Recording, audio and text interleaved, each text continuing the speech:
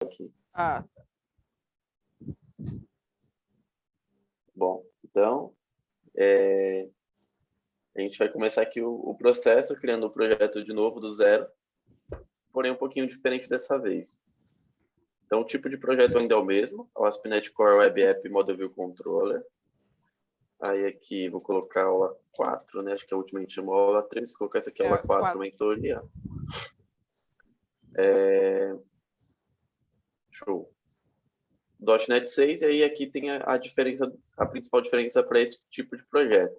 Porque no Individual Accounts, ele cria para a gente tanto a parte do Identity, com autenticação, quanto ele já pré-configura a conexão com o banco, né? Então, agora a gente vai aprender a fazer ele um projeto com um template inicial mais cru, né? Mas tenho que programar um pouquinho mais no primeiro setup.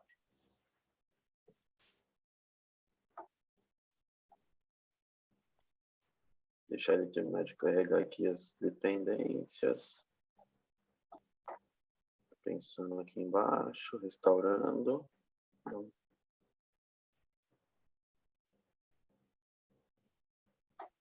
Vamos já dar um primeiro build aqui só para ver se está tudo ok.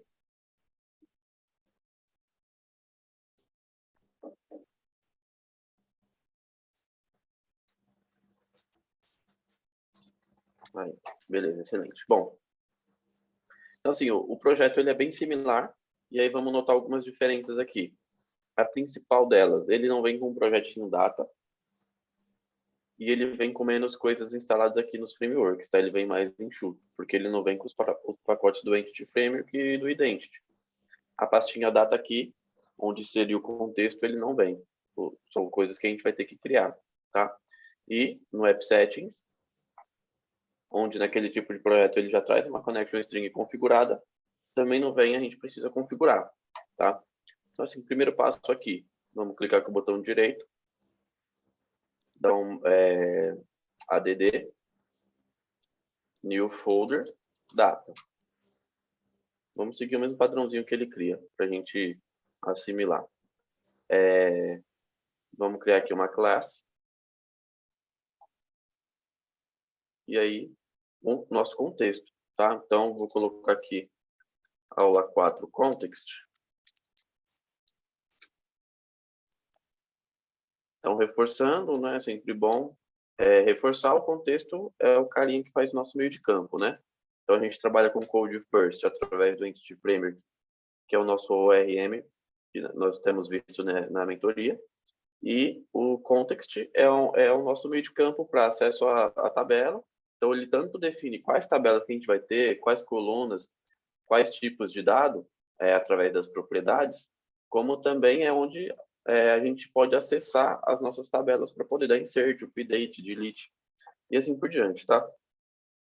E aí, o que a gente precisa fazer para esse cara se tornar um contexto do entity? Ele precisa herdar de um cara chamado dbContext, tá? E para isso a gente vai ter que instalar os pacotes. Então, a gente costuma instalar 4 pacotes para fazer essa mágica acontecer. Então, botão direito no projeto, Manage no Get Packages, vem aqui na abinha Browse e vamos digitar aqui Entity Framework Core, que é o primeiro principal aqui, e instalar a última versão. No momento aqui está na 6.04. Aceitar aqui. Depois do ponto .core, nós vamos instalar o ponto .SQL Server. Ou seja, vamos dizer que nós vamos utilizar o banco de dados SQL Server.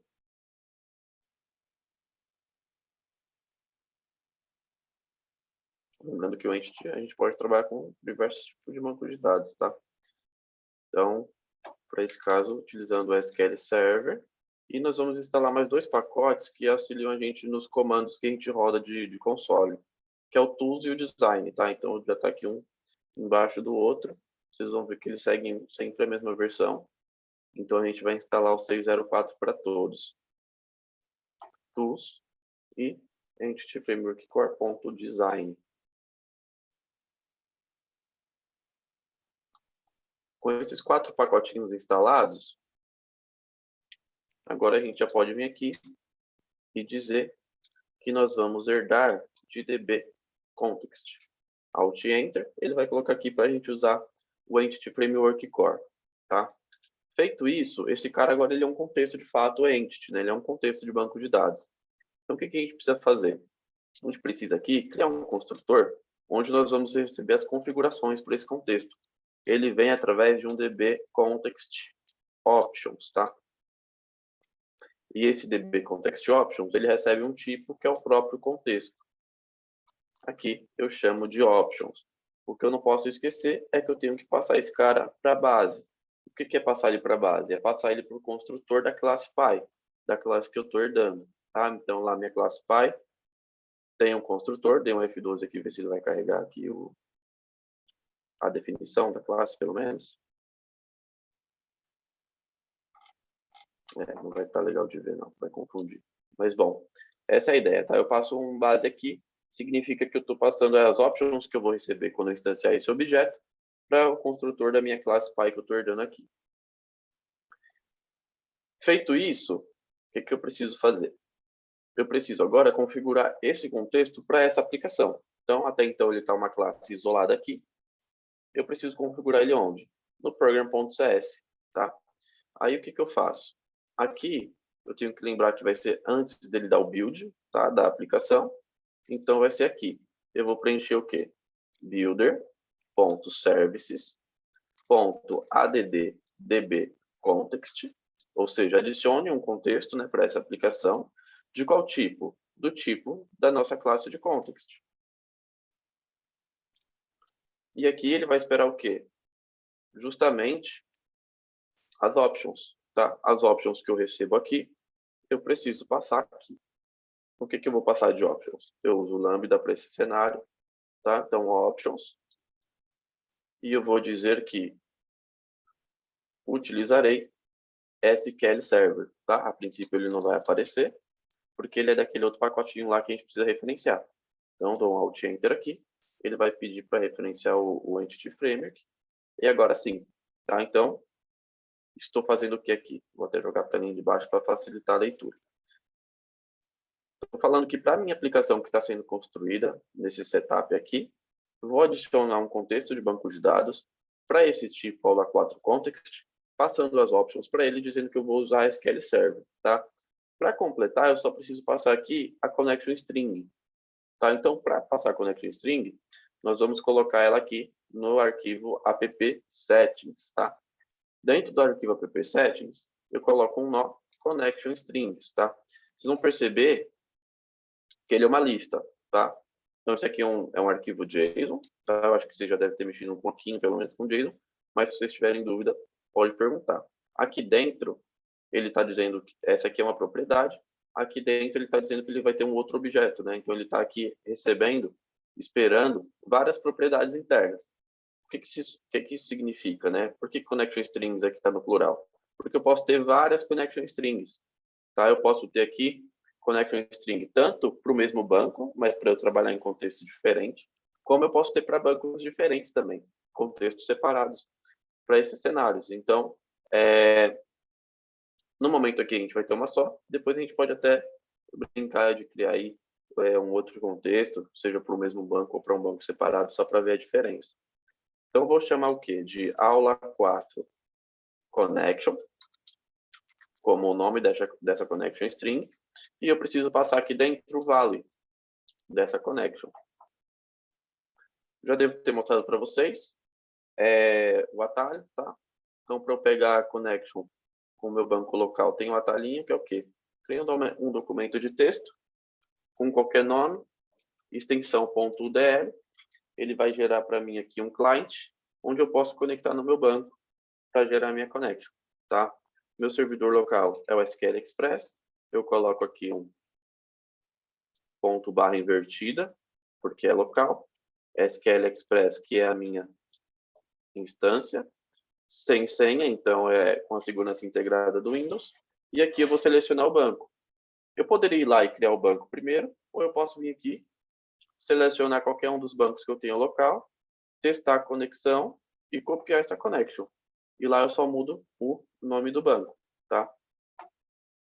Então, vou copiar aqui de Integrated Security, eu só preciso aqui ignorar o provider. Venho aqui, colo e troco o inicial catálogo, que é o nome do banco. Então, eu vou trocar aqui para aula 4DB.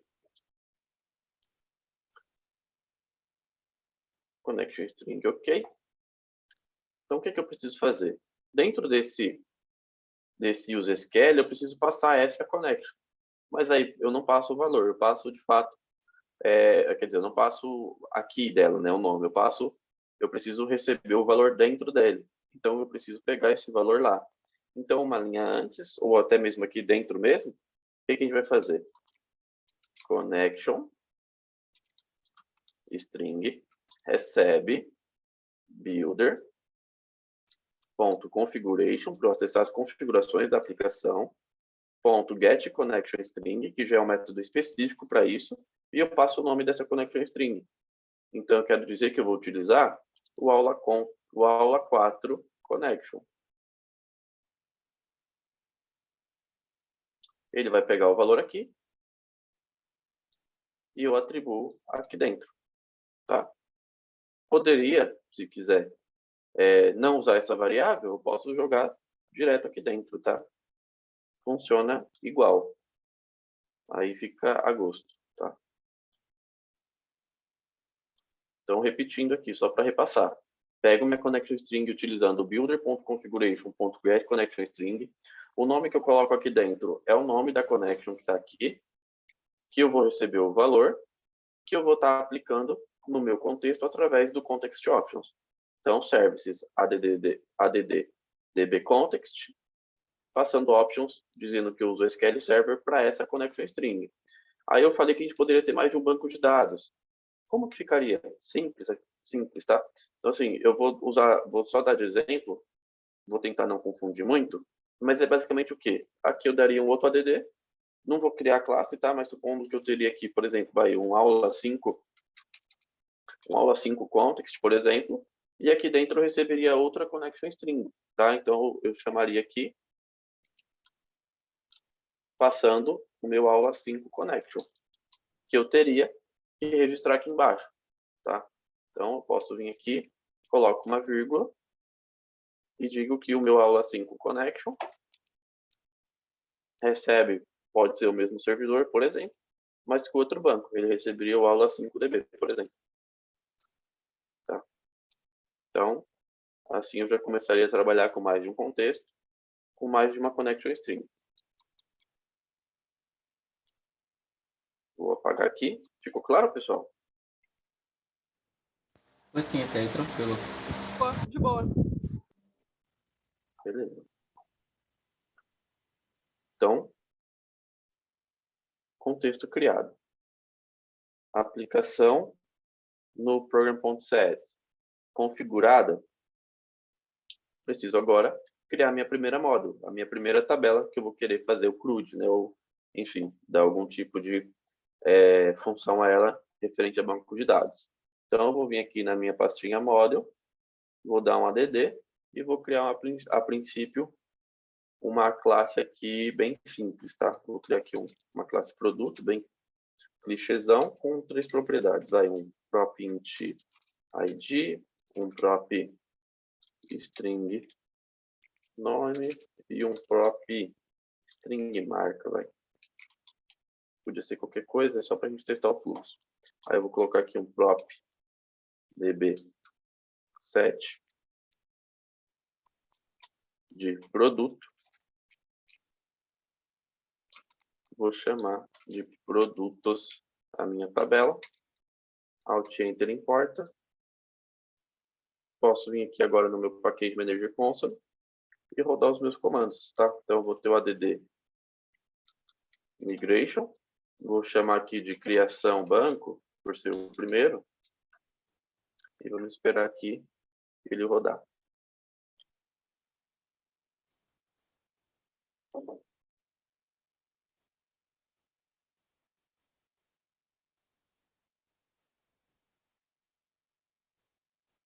Beleza? Rodou. Então, lembrando, esse arquivo a gente não mexe, só analisa.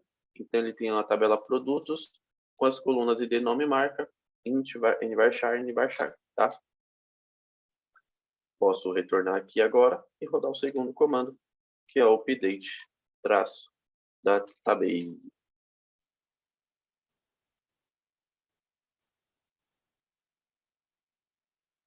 Done, ou seja, funcionou.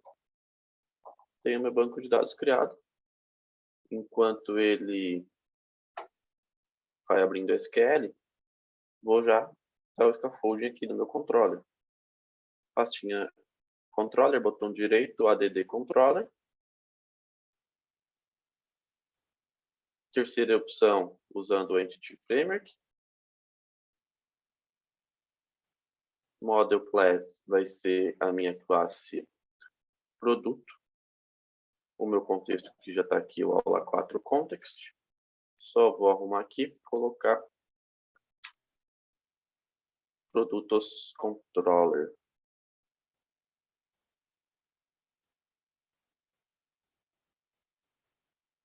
Então, vou autenticar aqui na minha instância local.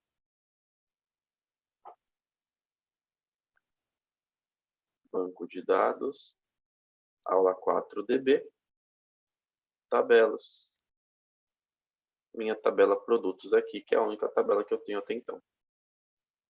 E o Migration History é onde ele salva as informações de histórico de migration, tá? Toda vez que a gente dá um migration e o update database, ele salva aqui, tá? Vou até dar um select aqui, ó. Então, ele salva aqui o ID e a versão do entity. E aqui eu tenho a minha tabela produto com ID, nome e marca.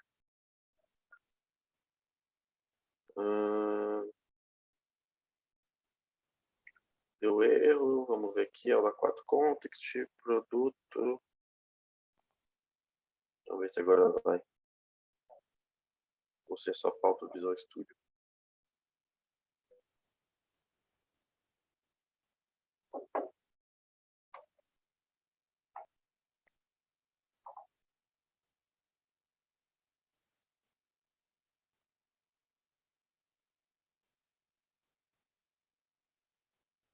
Beleza, agora foi, produtos controller.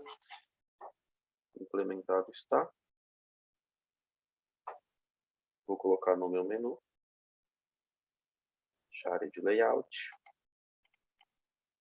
Vou substituir o privacy. Produtos controller. Action. Index, que é a lista. Tá? Bom, vou colocar para rodar aqui para a gente ver.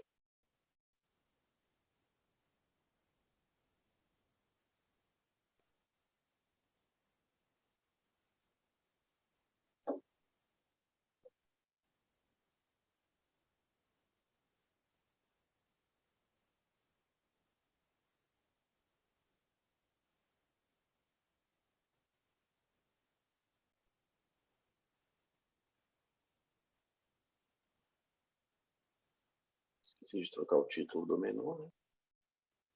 Beleza, tá aqui.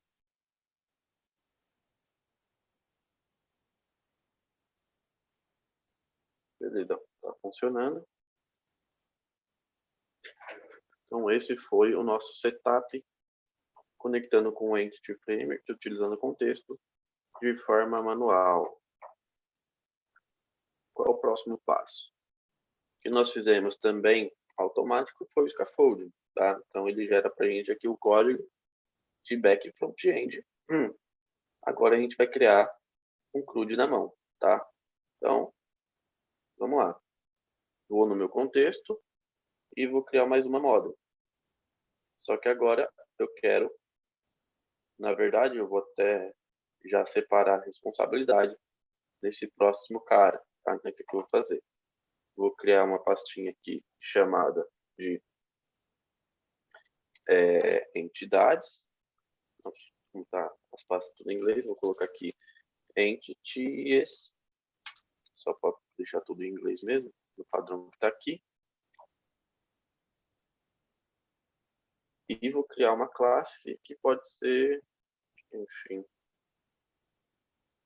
vou colocar ela de imóvel.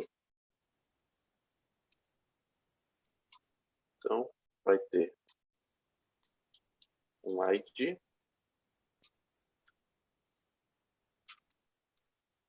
vai ter descrição, informações aí de endereço, então vai ter um logradouro, vai ter aqui um CEP,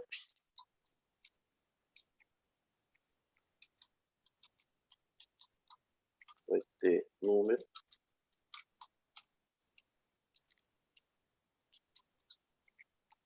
bairro. Pessoal, estou fazendo rápido porque aqui já está um pouco repetitivo, mas aqui vocês já estão confortáveis com propriedade. Né? Não, tá de boa, tá maneiro. Beleza. Cidade, UF, e tá ok. Aí eu vou colocar só um decimal aqui para o valor do imóvel. Então, tem o meu imóvel, ID, descrição, CEP, locador, número, bairro, cidade, UF e valor. Boa. Feito isso, o que é que eu vou fazer? Vou renomear aqui a minha pastinha Models para View Models. E vou criar uma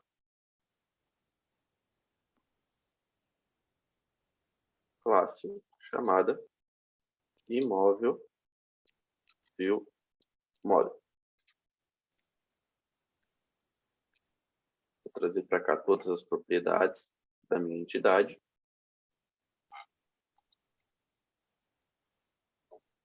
Então, na minha View Model eu trabalho conceitos de tela.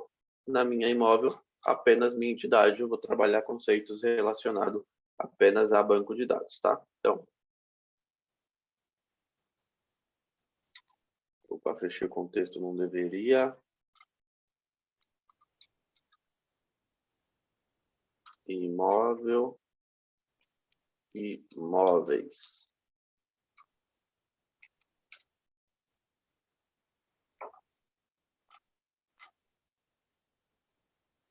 Feito isso, controller, tá? add controller empty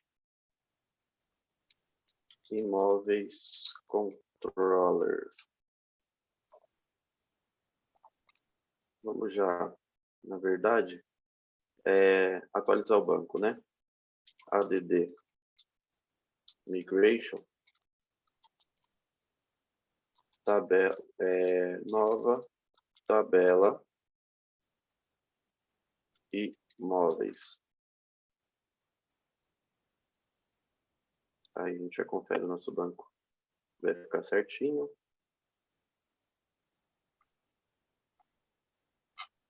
Tem alguns avisos aqui, beleza. Mas funcionou. Update. Traço database. Tabela imóveis, beleza. Update database.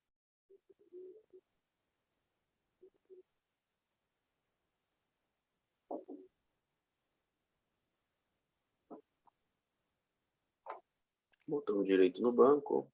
Atualizar.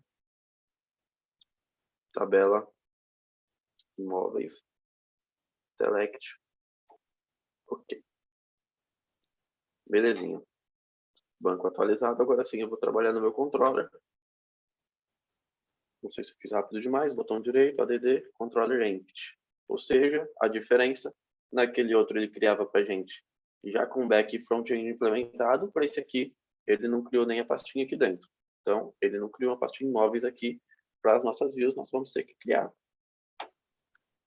Então, vou continuar trabalhando no padrão que ele estava trabalhando no outro controller, tá? Até para a gente ter como base e comparar as diferenças, tá? Então, a index vai ser para nossa listagem. O que eu preciso fazer aqui? Primeiro de tudo, eu preciso ter acesso ao meu banco de dados. Então, o banco de dados aqui, eu tenho a referência dele através do context.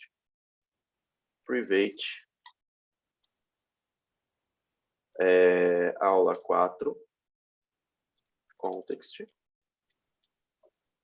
Alt-Enter importa, context. Quando eu tenho underline aqui, significa que ele é um membro da classe, tá? Ou seja, ele vai ser acessível em toda a minha classe. Eu vou utilizar ele em vários métodos, por isso a nomenclatura do underline. Setor tab para criar o meu construtor, que é o método que constrói a classe, com o mesmo nome aqui. E aqui eu vou receber por parâmetro o meu contexto. Aula 4 context.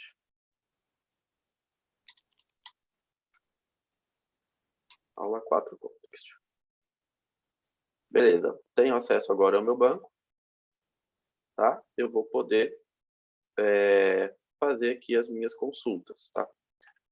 Vamos comparar aqui, até para ver como é que ele criou lá no automático e como que a gente está fazendo. Vamos sempre comparando para ter essa noção. Tá? Então, até aqui, mesma coisa. Tá? Boa prática, utilizar um read-only. O que significa o read-only? Significa que eu não vou mais instanciar ele ao decorrer da classe de novo. Só instanciei ele aqui leitura, né? uma vez. Exatamente. Somente leitura.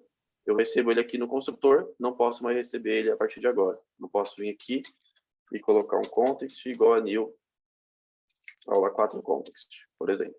Vai dizer que não pode porque ele é read-only. Bom, e vamos lá. Então, na minha action index, eu quero uma lista. Para listar, é a parte mais fácil, que é basicamente eu vim aqui e dizer, para uma variável que é uma lista de imóveis, eu vou receber context.imóveis.toList, ou seja, list para mim os imóveis cadastrados no banco.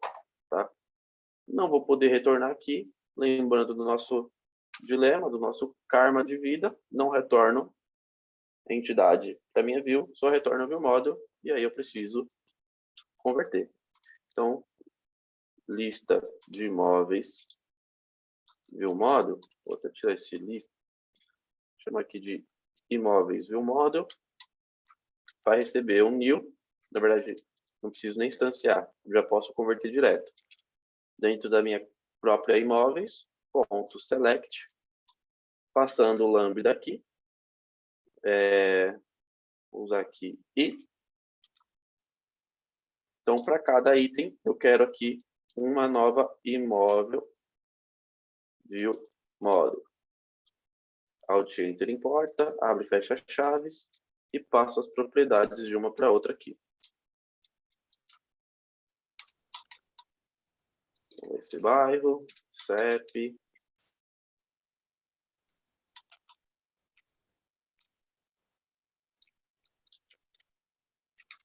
cidade, Escricão,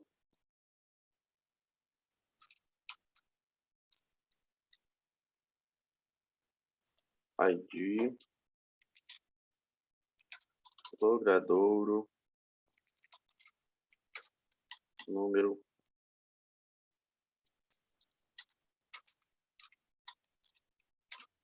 UF e valor.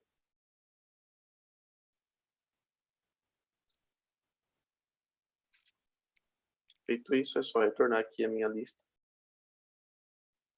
para dentro do meu view. Aí, como eu disse, não tem a pastinha views, eu posso vir aqui e criar. Eu posso vir aqui com o botão direito, ele já vai ter aqui o atalho, add view, tá? Uma view empty, add, razor view empty, pode chamar index para ter o mesmo nome, add.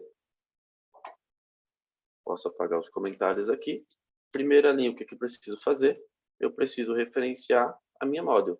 A minha model vai esperar o quê? Um INumerable.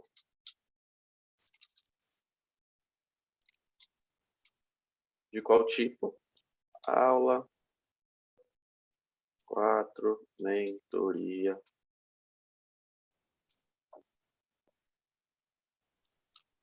Não vai entender? Vamos copiar o namespace todo lá então, para ser mais rápido. Dentro da minha imóvel view model, aula 4 mentoria.viewModels, ponto.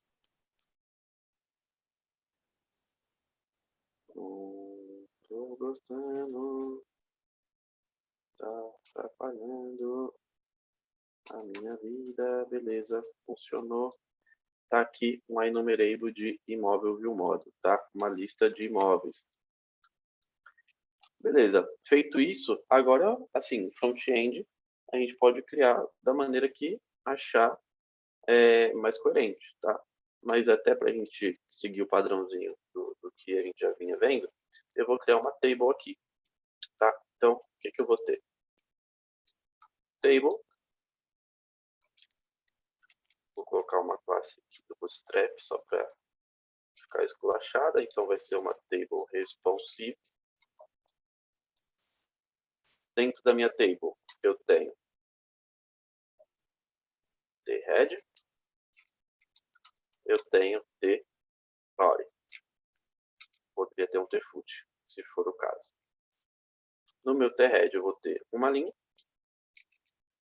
com as minhas propriedades de cabeçalho aqui, tá? Inclusive, eu vou até colocar fixo. Então, eu quero exibir ID. Tá? Precisa ter o TH, né? Então, eu vou ter aqui o ID.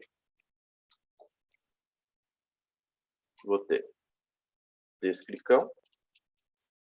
E vou ter valor.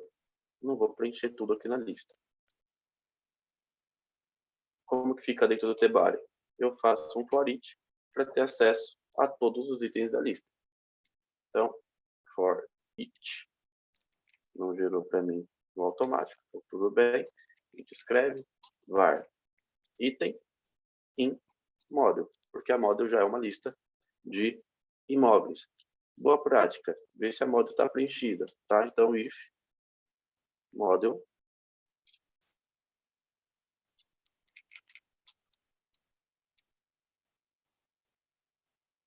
diferente de nulo.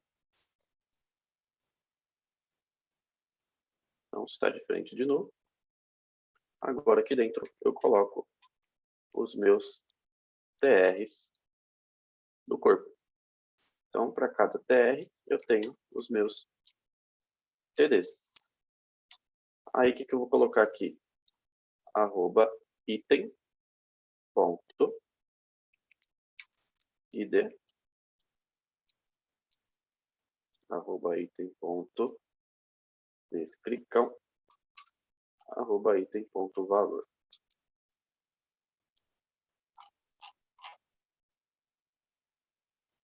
Feito isso, colocar no menu. Está acabando o nosso tempo, a aula vai encerrar. Vou colocar aqui rapidinho para a gente ver.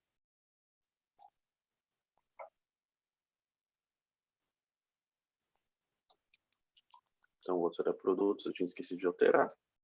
E aqui eu vou colocar imóveis controller, action index e móveis.